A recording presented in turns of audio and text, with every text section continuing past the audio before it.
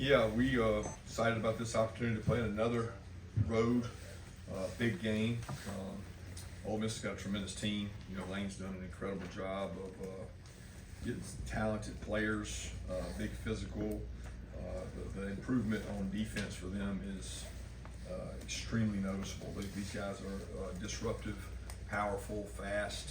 I mean, tons of sacks, tons of tackles for loss. I think Jackson Dart's playing probably one of the best quarterbacks playing in the country in terms of explosive plays. A lot of respect for how he competes, and I mean, the guy runs extremely physical, like a SEC running back. He doesn't try to avoid contact, he actually seeks it, and you can tell he's got a fiery, competitive attitude, just like his coach does, just like Lane does. So they have a lot of the same personality traits. Tremendous team that really should probably be undefeated. At the end of the day, they've had two really, really close games, both games that they could have easily won. So great challenge ahead, and our team's looking forward to it. We'll start getting ready today. Kirby, you had some nice words for Dart there. I want to ask you, when I look at the receiving corps, does it remind you at all of Burrow and LSU when he had those targets and the way he was playing at that time? Different offense, I think, very different offense in terms of that, but certainly talent's there. I mean, they've got several draft pick receivers that are good players, got good tight ends. They got a really good scheme. You know, I think LSU had the same thing, but different scheme. Those two were not the exact same. You know, LSU could go a whole game without trying to run the ball. Ole Miss will run the ball. They commit to the run, and they create shots and RPOs off of their run game. That wasn't really the LSU MO. Yeah, Coach, you talked about how physically Dart is or how physical he is as a runner. How do you go about coaching that up on the defensive side of the football when the sport's protecting the quarterback nowadays? Is it something you just, hey, play through that, go to the whistle? But I think there was a moment in the LSU game where Whit Weeks kind of gets caught up in this. Is he going to slide? Is he going to be physical? How do you coach playing a quarterback that, you know, has to be protected but runs physical? Yeah, we talk all the time. We've played a lot of quarterbacks that are good runners this year. You tackle the quarterback like he's a running back. You know, you have to approach it that way. I mean, he's 225 pounds and he lowers his shoulders and he's physical. He doesn't give himself up very often. So, we don't coach it any different than tackling a back. You know, he might drop his shoulder, he might choose to slide. You have to react to what he does, but you have to be physical now. You can't approach this guy like he's going to give himself up, because he'll run right through you. What makes the run defense so successful? They're big. I mean, they're physical. The only remedy for stopping the run is have big people that are hard to move. I mean, in our history here at Georgia, we've traditionally been pretty good at stopping the run. You go back to the Jordan Davis days, which were probably the best we had. So it's a strong physical defensive line, and they have it now. They're physical at the point of attack, and they're good at attacking and stopping the run. Coach, going back to Dart, same system for him 2 years in a row. Where have you seen that growth for him in this game to this year? Well, he's more comfortable. I mean, he's played more football. He's got more experience. He's playing at a really high level. He sees things well. I think, you know, he and Lane and the offensive staff are further along. They know what they're looking for. They know when you get in something, what beats that, and they know how to attack it. So he's just a proven winner, and he's a fierce competitor. He's hard to stop. Kirby, when you reviewed the Florida game with Coach Bobo and the offensive staff, what are some of the key things in terms of Carson cutting down on turnovers that you guys are going to work on? Just decision making. I mean, I think that's the bottom line. I think I was more pleased after watching the tape than anything, because, I mean, he got 73 snaps. He had 68 winning decisions, really good decisions. I mean, 68 for 73, pretty good in any sport I'm in, that you're in. I think the concern is the mistakes can't be catastrophic. You know, like, you got to make good decisions, and you know, the 2 plays that he ends up turning the ball over on, they weren't great looks defensively against that call. Like, we were expecting something else. So when that happens, you gotta play for the next down, right? It's the most common thing in football. You gotta be willing to concede a down and move on, especially when it's first down. And both those were, and two of those were those situations. But I still think that 68 out of 73 decision-making processes, he did the right thing and made some really, really elite plays and throws within the game. So it's cutting down on the catastrophic things. Kirby, on that note, like Carson continues to make some big throws even after the interceptions. Do you think that some of these these mistakes are just kind of that you all are playing a different way, that you're passing so much, or and it's just going to happen, or is there something else that worries you about it? I don't know. I think it's. I just think first and foremost, he's done a tremendous job overcoming any mistakes he's had and the ability to go out and close things. There's a quality now that when you look across the NFL, you look across all sports, you look across the quarterback position, resiliency is a huge trait. And the one thing that this guy has done is when he's had to, he's gone out with his back against the wall and made some throws. He's overcome some bad throws earlier in the game. But I think he continues to show that. I think that's a good thing. I don't know that it's a product of the throwing. I mean, at the end of the day, it's not that far off from previous years. I think people look at our stats and say that, but there's a skewed game in there. There's a game where we threw the ball the entire second half, just about. So you keep looking at stats and say, well, you're throwing the ball more, therefore you have these. I don't think that's a correlation, because we had games last year that didn't matter what we did in the fourth quarter, because we were up by 30, we were up by 20, and you run the game in those, you run the ball sometimes in those, and that's been different. So I don't know that our differences in stats is more indicative of the games we've had to play in. Kirby, what kind of improvement have you seen from Ben Jurasik since he got here this summer? I think he's learned the speed and the way to approach practice here. I think sometimes that takes guys, it takes freshmen a long time, but it takes transfers sometimes. They'll say, golly, I didn't really know what it was going to be like. Usually younger guys that come in, transfers, not necessarily older guys, but his ability to practice well has got better with every week. And it's translated to what he puts on the field. And he plays more physical, he practices more physical. He bought into the idea that, if I actually practice like a game, I'll play better in the game. And that's helped him, it's helped us. Yeah, Ole Miss is obviously a team that heavily leans into the transfer portal. How would you assess how your team has gotten contributions out of the guys that you brought in from the transfer portal this offseason? I'm trying to think of who all we've got. I mean, Ben Jurasik is probably one of the primary contributors for us. We've got some guys in the secondary who came in that have probably helped some on special teams roles and helped some there. I think it varies position to position and year to year, depending on what you need. We've also got some really good young, talented freshmen that have come in that are going to be good players that we took over some transfers. Yeah, Kirby, when you go back and watch the film from Saturday, one, how impressive was that interception that C.J. Allen made in the fourth quarter? Two, just how have you seen his football instincts develop as he's played more and more throughout this year?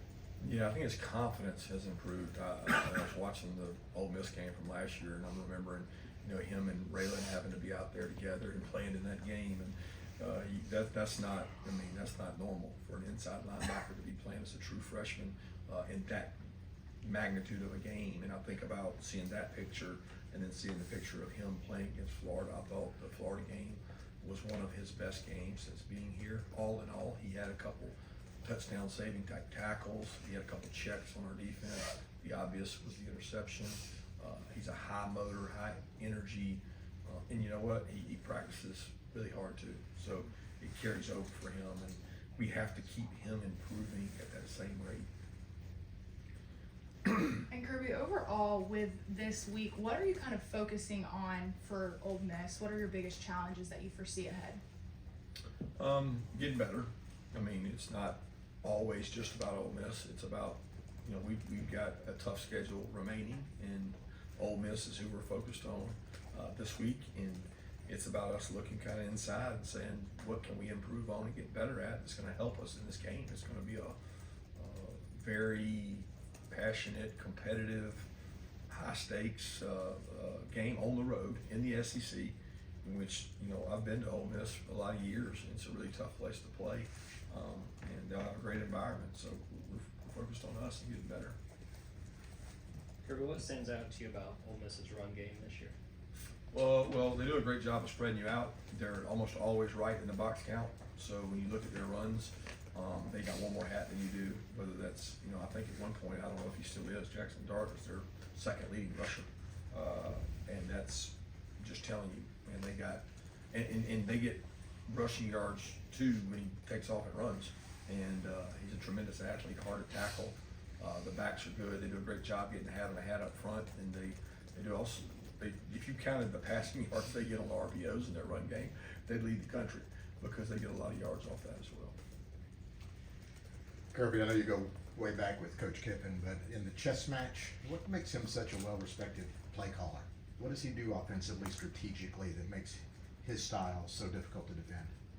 Yeah, he knows scheme. Lane's been around a lot of football. You know, his dad's one of the greatest defensive minds there ever was. And when you start talking about Lane being around him, talking ball, being with him, he knows how to attack defenses, probably at a higher rate than most offensive coordinators. He's been experienced with that. He knows the difficulties that come with it. Now, that's one thing to know it. It's another thing to have players that can take advantage of it. So he has that too. So when he has a quarterback that thinks like he does and they understand things, his offensive coordinator, Charlie, he does a great job too, and they got Joe Cox who was over here. They got really good offensive staff, so they know how to attack defenses, and that, you know, at the end of the day, you can't make it about scheme. You got to make it about, do I play harder than the other guy across from me? Do I play smarter than the other guy across from me? Do I play more physical than the other guy? It still comes down to blocking and tackling a lot of times, and both teams do that well.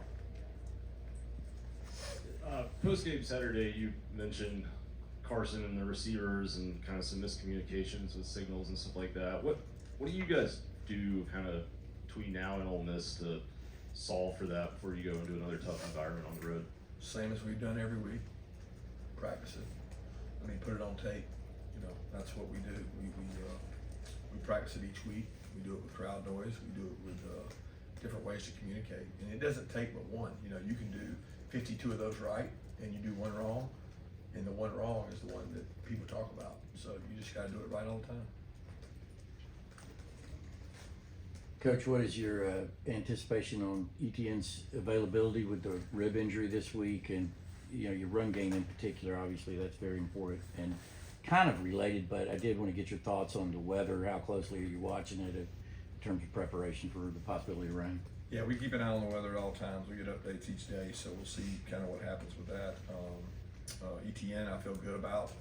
He felt good yesterday and did some things yesterday with our guys, and I don't know a lot until we get out there and practice today, but we'll certainly see, you know, how he feels. But the trainer feels good about him, and the big thing is just his ability to sustain and deal with a little bit of pain, because he's going to have some there. But he is a tough kid, and I think he'll do well with it.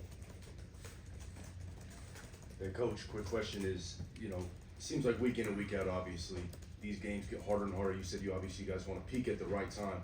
I mean, how do you mentally prepare your guys every single week to go into another tough SEC game, and not just another tough SEC game, but another tough road game?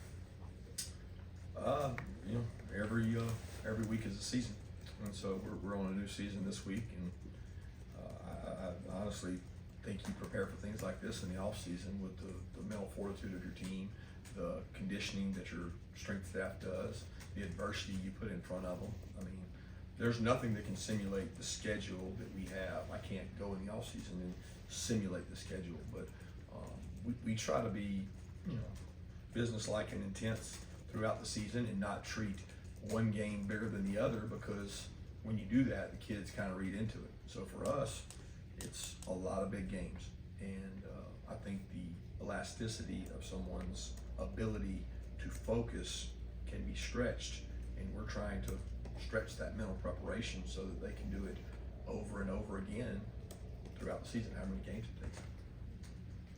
Coach, can we get an update on Smile Monday, and maybe figure Roderick Robinson may be out for the season, but if he's not, let us know, and the latest on Anthony Evans and his hamstring. Yeah, again, we're hopeful to get those guys back. It's the biggest thing. I mean, I don't know what point it's gonna happen. But each one of those guys rehabbing, working their butts off, and hopefully to get back to help the team soon. Coach, you faced a number of teams these last couple years that play at a high pace. What makes what Ole Miss does offensively with their pace different than some of those other programs? Well, Ole Miss is a very super high pace. They get tons of snaps. Lane does a great job of doing that. It's not always tempo, although tempo factors into it. They wanna get you worn down. They wanna get you tired. They wanna go quick. But they do a little more than your traditional just fastball teams. They'll formation you. They'll motion, which some teams don't like to motion because it slows you down. They'll motion. They'll have different splits. They're creative within their tempo to not just do the same thing over and over. They do a good job mixing it up. It helps them in the run game. It limits defenses from doing as many things, but it's hard to simulate. I'll say that, and they've been very successful at it. Commissioner Sankey released a fairly strongly worded memo about feigned injuries in the SEC. I wondered if you saw that as a growing problem in the league, and did you feel it necessary to address your players with what the commissioner said? Yeah, I mean, I respect Commissioner Sankey and what he sends out. We don't condone that on our team or within our program, so we don't have to address it. We just keep telling them that if you're injured, you stay down, and if you're not, you get up and go play. That's our philosophy. Time for one more question. Coach, at the beginning of the year, you talked about coaching up the bottom of the roster. It looked like there was a little bit more of a distribution of snaps on the defensive line. You starting to come into your own there in your defensive front with some of these younger guys like Jarrett and Fox getting in? They played, Xavier's played a few snaps in each game, and I want that to continue to grow. I think both Jarrett and Xavier are going to be really good players, and still hopeful to get Jordan back in the mix with that too. But those guys practice hard. I think it was the temperature was a little bit warmer down there, and the volume of snaps we were taking, and the physicality of the game. So the more guys you can play, the harder your guys can play. So we want to get as many guys as we can that can play winning football, so that we can play more people.